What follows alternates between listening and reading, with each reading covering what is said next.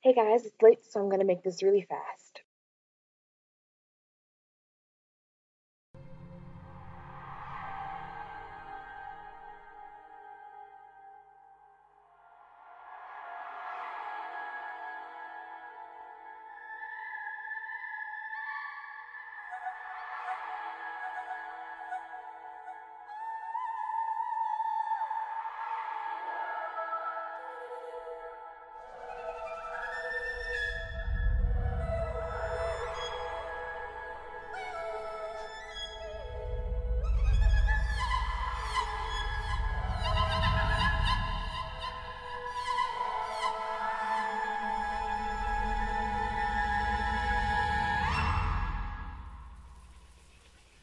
So I had a really busy week because it's the last week of classes and I'm preparing for finals. And then actually this afternoon I had an interview for an internship, which was super nerve-wracking, but it's looking pretty good. I'm gonna find out on Monday or Tuesday if I got it. So fingers crossed. Um, yeah, preparing for finals. I've got a big project to do on Monday that still has a long way to go, but it's nice to, take a little bit of a break and get to just draw things for myself. So, without further ado, I'm going to show you guys my creature that I created. So, it's a series of drawings because I went a little crazy. But here's my creature. Um, didn't really come up with a name for it, but it's got aspects of giraffe, hawk, dragon, and cat to it because those are my favorite animals. So he's a cooler color scheme because I'm a pretty chill person, I think. I think most people think that. I'm not really high maintenance or really quick to anger or react to things really passionately, at least not externally. So more subdued, cool colors. They're also all my favorite colors. And it has hooved hind legs. The front legs are very cat-like. And also, I suppose, kind of dragon-like, except they're covered in fur, not in scales.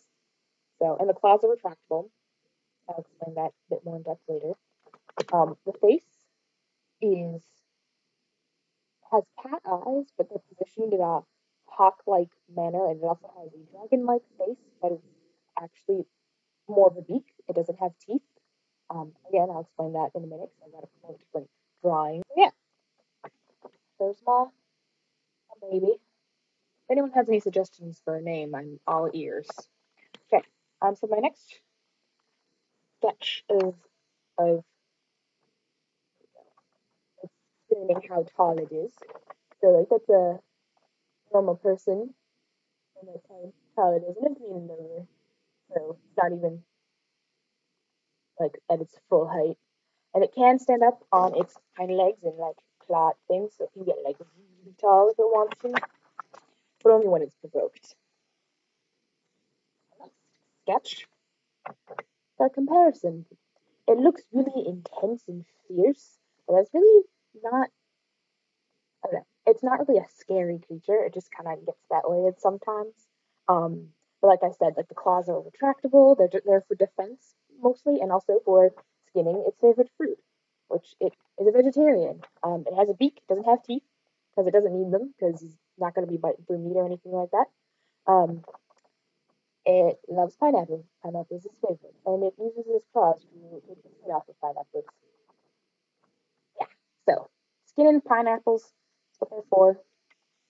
And then the last drawing is just an up close of its face because the face is my favorite part to draw, and I wanted to also like give you a different perspective because all the different ones for the most part are side views. But so it has cat-like eyes, but they're like I said, they're positioned in a hawk-ish way.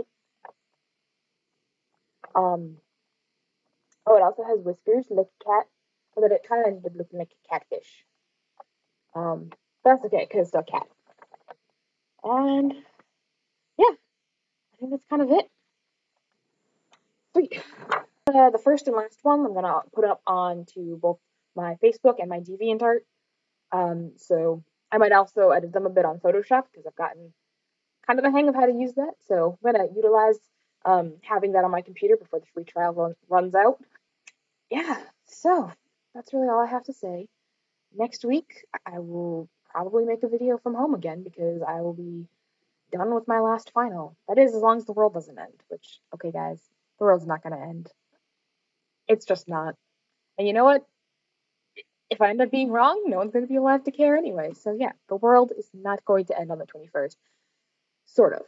It may end because that's when my art history final is, and yeah, we don't talk about that. I'll let you know how that goes afterwards. So, I also just want to really, really briefly, like, touch on the subject of what happened in Connecticut today, um, with the shooting at the school. I don't really want to really talk about it because I don't really think there's much to say. One thing I really would like to say is that I understand wanting to, have vengeance and looking for someone to, like, point fingers at. Because I've been seeing a lot of people on Facebook saying, like, oh, it's because they're not stricter weapons laws.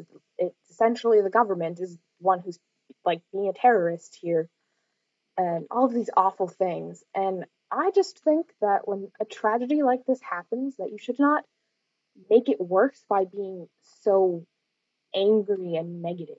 It's okay to be upset about it and angered about it, but don't try to take that out on other people. Yes, up until recently, it's been very rare that things like this happen.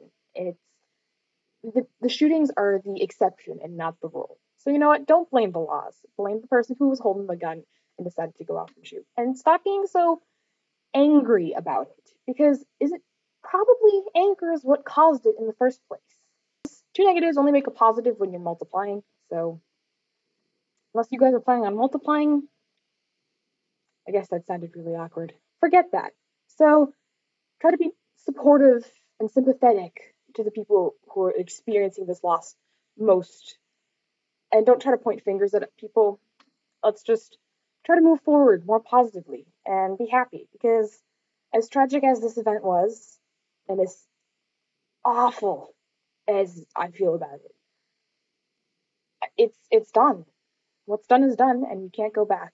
And it sucks, but the world is still a wonderful place. I firmly believe that. Things like this happen to show us the good things too, because you can't truly know what's good unless you experience the bad too.